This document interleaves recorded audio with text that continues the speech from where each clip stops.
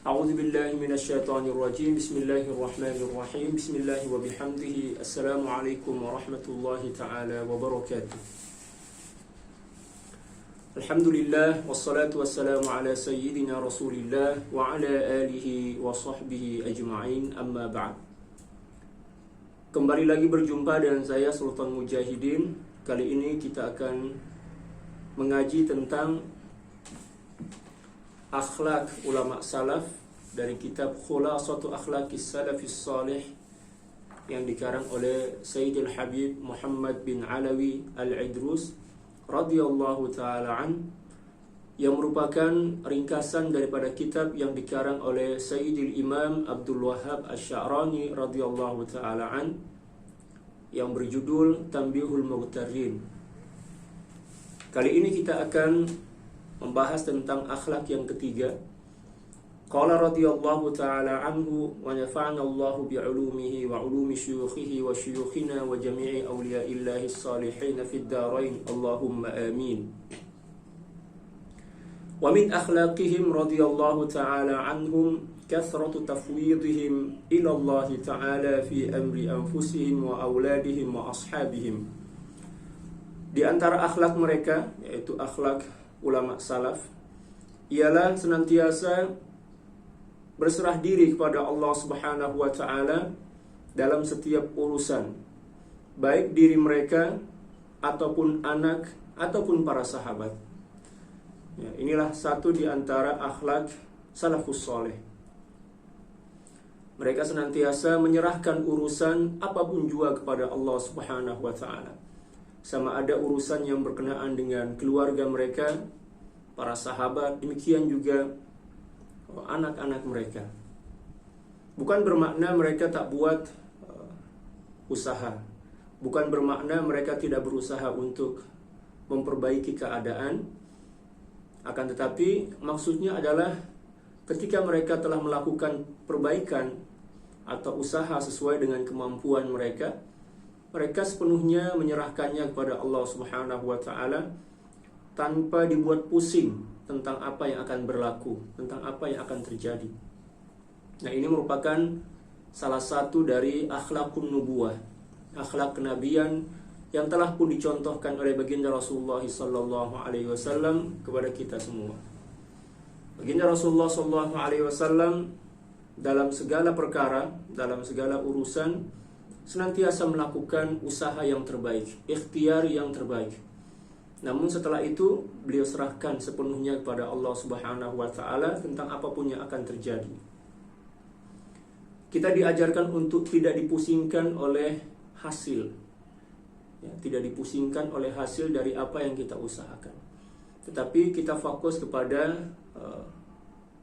apa yang menjadi kewajiban kita sebagai hamba Allah Subhanahu wa taala, yaitu melakukan yang terbaik, ikhtiar yang terbaik sesuai dengan aturan syariat, dan setelah itu sepenuhnya menyerahkannya kepada Allah Subhanahu wa taala.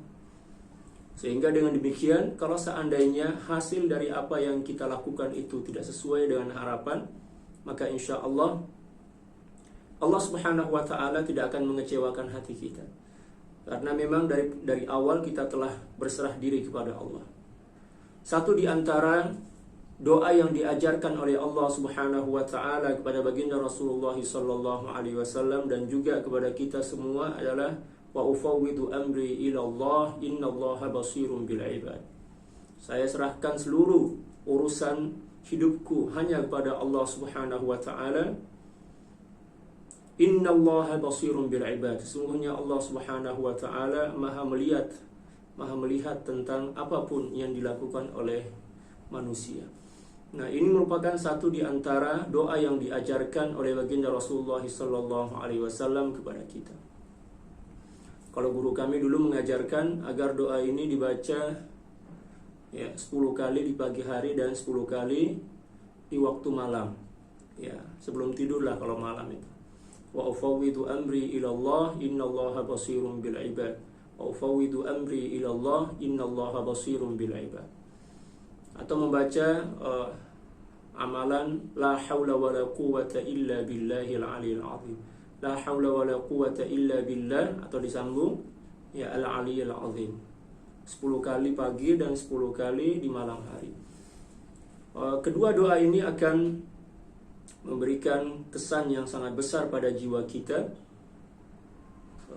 untuk mampu berserah diri kepada Allah Subhanahu wa taala dan menyandarkan segala apapun dalam kehidupan kita ini hanya kepada Allah Subhanahu wa taala. Itulah satu di antara didikan yang diajar oleh baginda Rasulullah sallallahu alaihi wasallam dalam menghadapi kehidupan ini. Kita tidak cukup berusaha saja. Kita tidak cukup sebatas ikhtiar. Pertama, karena ikhtiar manusia ini terbatas. Dan ikhtiar manusia ini apabila tidak dilakukan dengan baik, maka yang dimaksud dan ikhtiar manusia ini selalu mengecewakan. Karena memang dia melakukannya atas dasar keterbatasan yang ada pada dirinya. Nah, untuk mengantisipasi rasa kecewa, demikian juga rasa putus asa yang mungkin akan terjadi setelah melakukan ikhtiar yang begitu berat, maka kita perlu bantuan dari Allah Subhanahu wa taala. Kita perlu penenangan dari Allah Subhanahu wa taala. Kita membutuhkan dukungan dari Allah Subhanahu wa taala agar kita tidak jatuh, agar kita tidak putus asa, agar kita tidak kecewa dengan hasil apapun yang akan kita terima dari hasil ikhtiar kita yang terbatas. Akan tetapi ketika kita telah menyerahkannya kepada Allah Subhanahu wa taala, menyandarkannya kepada Allah Subhanahu wa taala, mungkin hasil yang akan kita terima dari suatu ikhtiar itu mungkin akan mengecewakan diri kita, akan tapi karena kita telah menyerahkannya kepada Allah Subhanahu wa taala, maka Allah Subhanahu wa taala akan menguatkan jiwa kita sehingga kita tidak kecewa, sehingga kita tidak putus asa. Dan itu banyak terjadi dalam kehidupan kita. Ya. Dan masing-masing kita telah mempunyai pengalaman ya. Ya, mungkin suatu saat dulu kita pernah berusaha misalnya berdagang. Kita telah melakukan yang terbaik, ikhtiar yang menurut hitung-hitungan ikhtiar kita telah sempurna. Tapi ternyata beberapa bulan setelah itu, apa yang kita inginkan, apa yang kita harapkan tidak sesuai dengan kenyataan. Sehingga banyak di antara kita yang kecewa, banyak di antara kita yang berkeluh kesah, banyak di antara kita yang bahkan melakukan sesuatu yang tidak layak dilakukan oleh seorang mukmin dan muslim. Ya. Dan ada juga di antara kita yang mungkin usahanya ya tidak seberapa lah, karena memang keterbatasan yang ada pada dirinya. Akan tetapi karena sudah dari awal dia telah berserah diri kepada Allah Subhanahu wa taala, yang mungkin secara hitung-hitungan ikhtiarnya itu tidak akan menghasilkan hasil yang maksimal. Tetapi karena memang dari awal dia telah serahkan sepenuhnya kepada Allah Subhanahu wa taala dan yakin kepada Allah Subhanahu wa taala, ternyata apa yang menjadi hasil itu di luar dari sangkaan, di luar dari perkiraan, dan membahagiakan. Nah, apapun intinya, apapun yang kita lakukan, jangan lupa berserah diri kepada Allah Subhanahu wa taala, karena kita ini adalah hamba. Kita adalah makhluk yang sangat terbatas. Dan kita adalah makhluk yang senantiasa diatur oleh takdir-takdir Allah Subhanahu wa taala. Allah lah yang mengatur diri kita. Allah lah yang menggerakkan badan kita untuk melakukan apapun dalam kehidupan kita ini. Kalau kita tidak berserah diri kepada Allah Subhanahu wa taala, maka kecewa demi kecewa akan senantiasa berulang kali dan silih berganti menekan.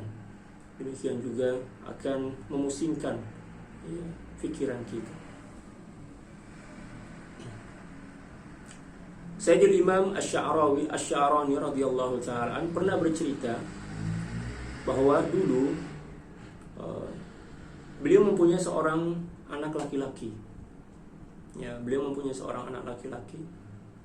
Karena Al-Imam Asy-Sya'rani ini adalah ulama besar, beliau berusaha untuk memotivasi, demikian juga mengajar dan mengajak anaknya itu untuk menjadi seorang ulama, seperti ayahnya lah, seperti itu. Tapi ternyata anak beliau yang bernama Abdurrahman ini tidak mempunyai minat, tidak mempunyai semangat untuk belajar. Dia lebih memilih untuk hidup santai. Padahal umur anak beliau itu sudah cukup ya dewasa lah, seperti itu.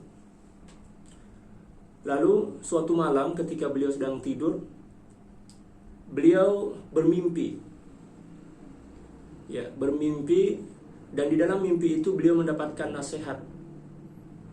Yang mana nasihat itu adalah ya, beliau diperintahkan untuk menyerahkan seluruh urusan ya anak itu kepada Allah Subhanahu wa taala, karena apabila beliau tetap bersandar kepada usaha dan ikhtiar serta kemampuan diri, maka akan senantiasa mengecewakan. Dan memang beliau cukup kecewa dengan anak itu, karena memang ya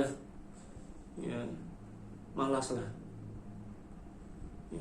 Setelah itu beliau terbangun dan berdoa kepada Allah Subhanahu wa taala, pasrah kepada Allah Subhanahu wa taala, menyerahkan apapun juga dari urusan anak itu kepada Allah Subhanahu wa taala. Beliau berdoa, ya Allah, saya serahkan urusan anak ini kepada Engkau ya Allah. Saya hanya mampu untuk ikhtiar sesuai dengan kemampuan saya yang terbatas ini. Saya serahkan sepenuhnya kepada ya Allah. Nah, beberapa hari setelah itu, tanpa disadari, anak dari Al-Imam Sya'rani ini tiba-tiba saja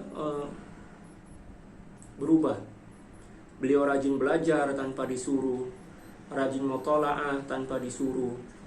Ya, beliau mempunyai semangat dan mempunyai kayak orang kecanduan lah dalam belajar. Sehingga hanya dalam beberapa minggu saja ketajaman akal beliau itu, demikian juga kefahaman beliau tentang apa yang beliau pelajari itu mengatasi murid-murid yang lain yang telah belajar bertahun-tahun. Nah, inilah berkah seorang tua yang berserah diri kepada Allah Subhanahu wa taala dalam urusan ya anak-anak mereka.